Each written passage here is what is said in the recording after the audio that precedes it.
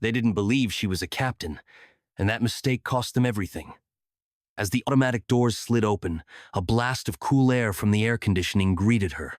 The lobby was quiet, modern, sleek, almost too perfect. It was the kind of place where the chairs seemed more like decorations than something to sit on. Captain Janelle Bryant adjusted the strap of her leather bag and walked toward the reception desk, her sneakers barely making a sound on the polished floor. It was her day off, but she wasn't here for work. Today, she had an important meeting with the airline's executive board to discuss a long-overdue conversation about diversity. Initiative, she approached the desk where a young woman in a navy blazer sat typing away on a keyboard, nails clicking. In quick succession, Janelle gave a polite nod, placing her airline ID on the counter. "Hi, I'm here for a me meeting." With a receptionist didn't even glance up. Employees and visitors need to wait outside. Janelle blinked. I am an employee. I'm Captain Janelle Bryant, and I have a pilot's enter through the restricted access side. The woman interrupted, still not looking up. "This area is for executives and staff." For a second, Janelle thought she had misheard. Heard she was staff. She was more than staff. She was a senior captain with over a decade of flight experience. She let out a slow breath. "I know where the pilot entrance is, but I'm here as a guest for a meeting." She tapped her airline ID. "You can check. The list it should be under." Bryant, the receptionist, finally looked up, giving Janelle a once-over. A flicker of something. Confusion, doubt crossed her face. Then she pressed her lips into a thin line. "I'm sorry, but unless you're authorized, I can't let you in." Janelle felt a familiar weight settle in her chest. Before she could respond, movement caught her eye. Two pilots, both white, both dressed similarly in casual attire, strolled in behind her. "Hey, good morning," one of them said with a grin. The receptionist's face lit up. "Oh, Captain Reynolds. Captain Harris, you can head right in." She waved them through without even checking their names. Janelle turned to watch them disappear. Down the hallway, she turned back, keeping her voice steady. "I just saw you let him in without checking anything. Why am I being asked to wait outside?" The receptionist's smile tightened. "They've been here before. Recognize them." Janelle exhaled sharply. "I've worked for this airline for 11 years. The receptionist hesitated, but before she could say anything, a uniformed security guard approached. He was broad-shouldered, his expression unreadable. "Is there a problem?" he asked.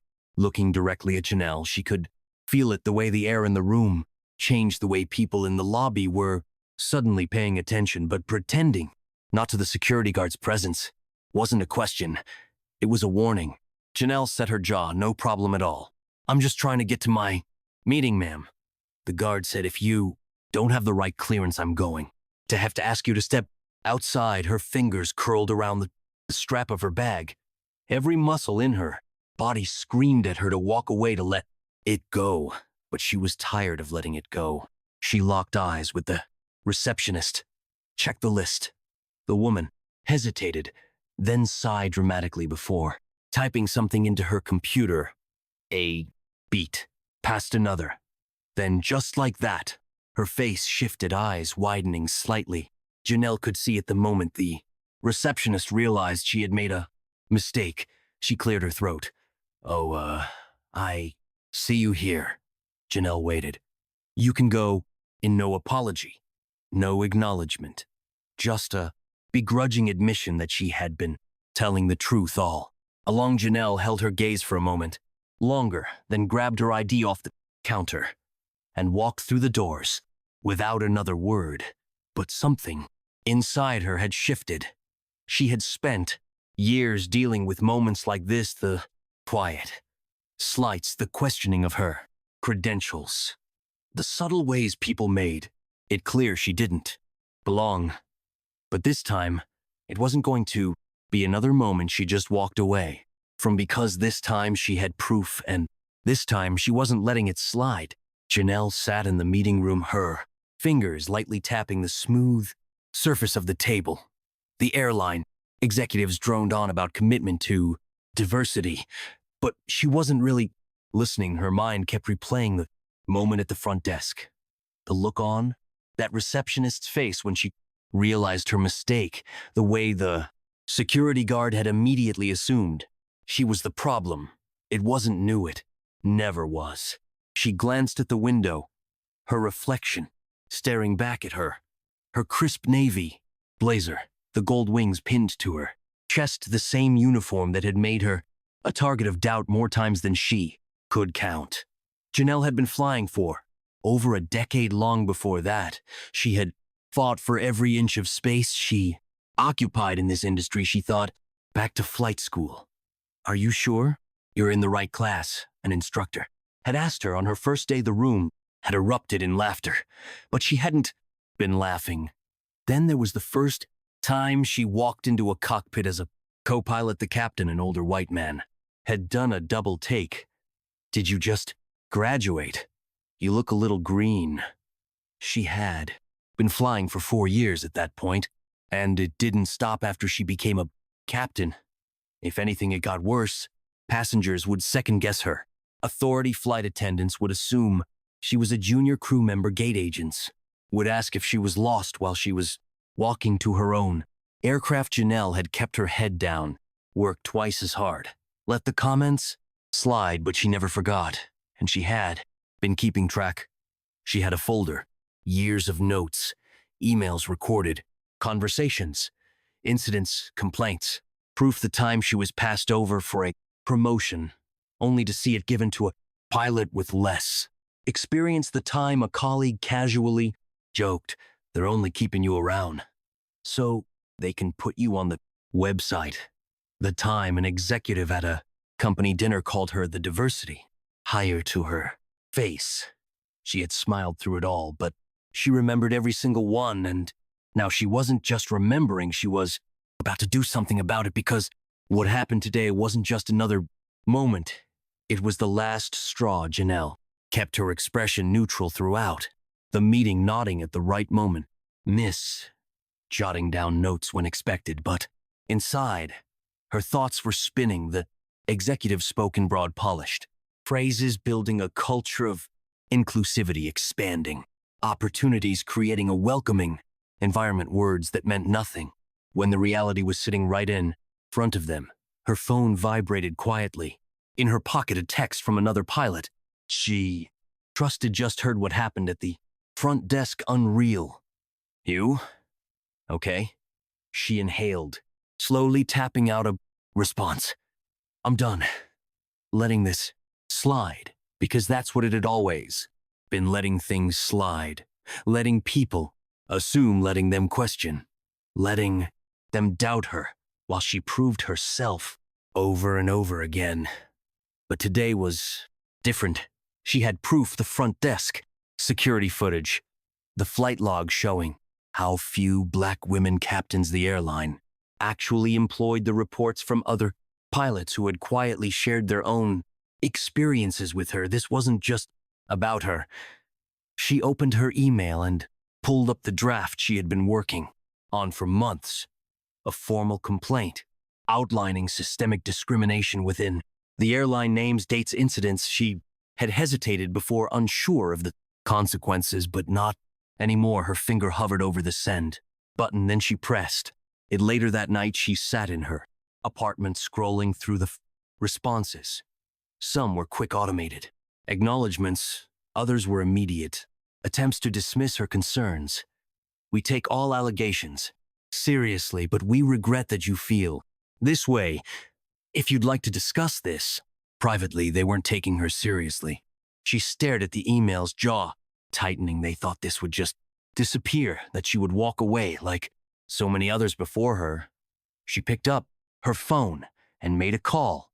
It's time to take this public, because if they wouldn't listen to her behind closed doors, she would make sure the world heard her instead. And once the world was watching, they wouldn't be able to ignore it anymore. Janelle's phone wouldn't stop buzzing, texts, emails missed, calls. By the time she woke up the next morning, her story was everywhere. A journalist from a major aviation news outlet had picked it up. The headline was, "Blunt pulling no. Punches black female pilot denied entry. Had her own airline's office told to wait outside while white colleagues walked in.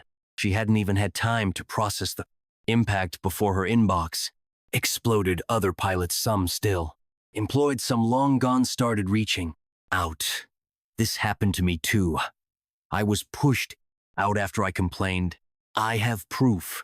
Where can I send it?" And then the stories from the passengers started pouring in. I remember feeling relieved when I saw a white pilot taking over from a black one. I hate that I thought that way. I watched a flight attendant question a black pilot once while letting her white co-pilot through. Without a word, it made me sick. Janelle sat back, phone in hand, pulse pounding. She had known the airline had issues, but she hadn't expected the flood of whistleblowers, former employees, even customers adding their voices, and just like that, the airline's carefully curated image of diversity and progress started cracking. By midday, the airline had released its first statement. "We are conducting an internal review regarding recent allegations. We remain committed to diversity, inclusion, and fairness." It was weak, generic, the kind of statement that meant nothing, and it didn't work. The pressure didn't ease, it built. Stockholders started asking questions. Passengers demanded refunds. Flight crews refused to stay silent. Then, one of the biggest newspapers in the country published an investigative report buried discrimination complaints, pay gaps between white and black pilots, a pattern of internal retaliation against employees who spoke up. Janelle read every word. She had lived it. And now, everyone else saw it too, the executives, the ones who had brushed her off so easily, were now scrambling damage control mode. By the end of the week, she got a call from a very nervous HR representative. "Captain Bryant, we'd love to have a conversation. We value your perspective." Janelle almost laughed. "You had a chance to listen before," she said. "Now you'll listen in court, because this wasn't just a PR problem anymore. This was about to become a legal disaster." The airline tried to fight back. Their legal team scrambled, pushing out carefully worded statements about misunderstandings and isolated incidents. They brought in diversity consultants, made public pledges, even flashed photos of their one black executive at every opportunity. But none of it worked. The lawsuits had already been filed. Janelle wasn't the only plaintiff. Former pilots, flight attendants, ground crew, all stepping forward with their own receipts. Pay disparities, promotions denied, complaints swept under the rug. And then the final blow, a leaked internal email, a message sent between two senior executives mocking the backlash. Let her scream into the void. "This will blow over like it always does."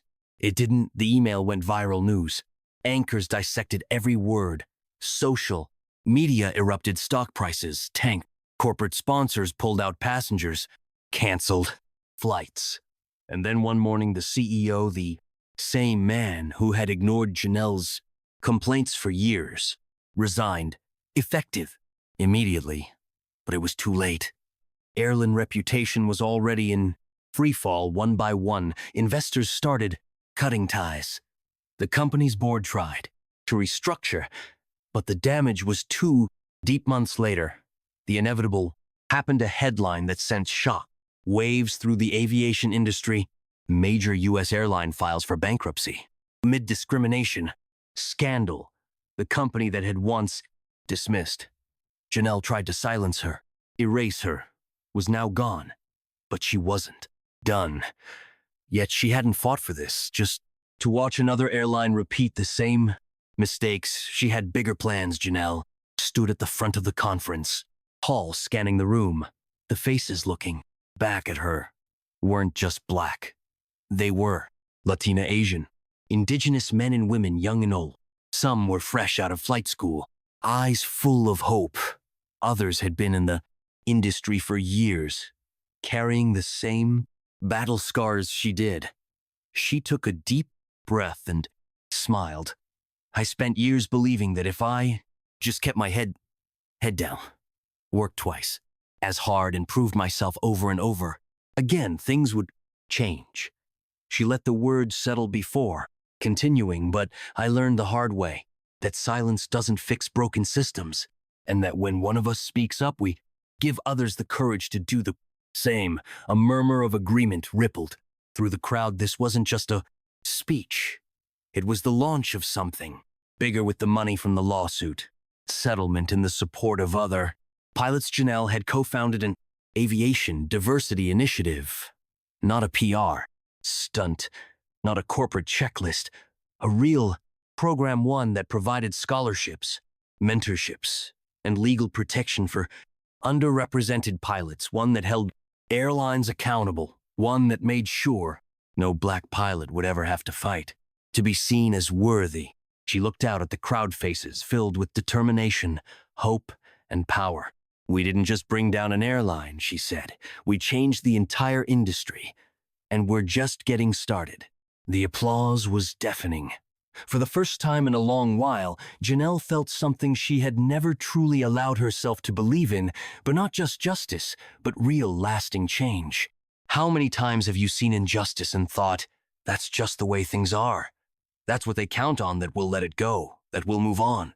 But when we speak up, when we demand better, we create change. If you've ever been in Janelle's position or witnessed something wrong and stayed silent, this is your reminder. Your voice matters. Don't let anyone tell you otherwise.